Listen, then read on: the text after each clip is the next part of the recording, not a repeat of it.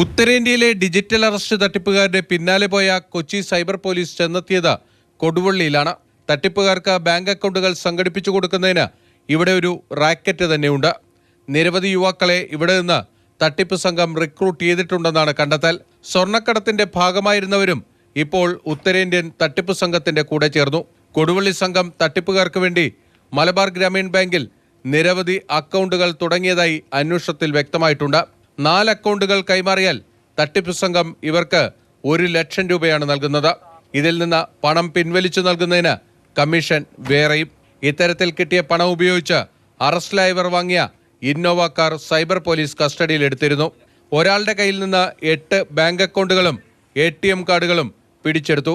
കൊടുവള്ളി റാക്കറ്റിലെ 2 പേരുടെ അറസ്റ്റ് ഈ തട്ടിപ്പിന്റെ പിന്നാമ്പുറങ്ങളിലേക്ക് വെളിച്ചം വീശുന്നതായിരുന്നു.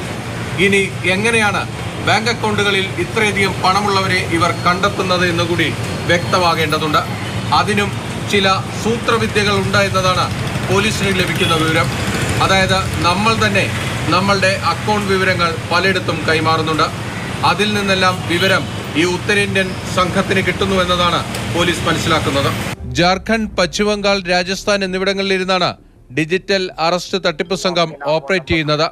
ഇതിലെ പ്രധാനികളെ സൈബർ പോലീസ് കണ്ടെത്തിയിട്ടുണ്ട്. ഇവർക്കൊപ്പം കൊടുവള്ളി റാക്കറ്റിലും കൂടുതൽ അറസ്റ്റുകൾ ഉണ്ടാകും. ബിനിൽ, മാതൃഭൂമി ന്യൂസ്, കൊച്ചി.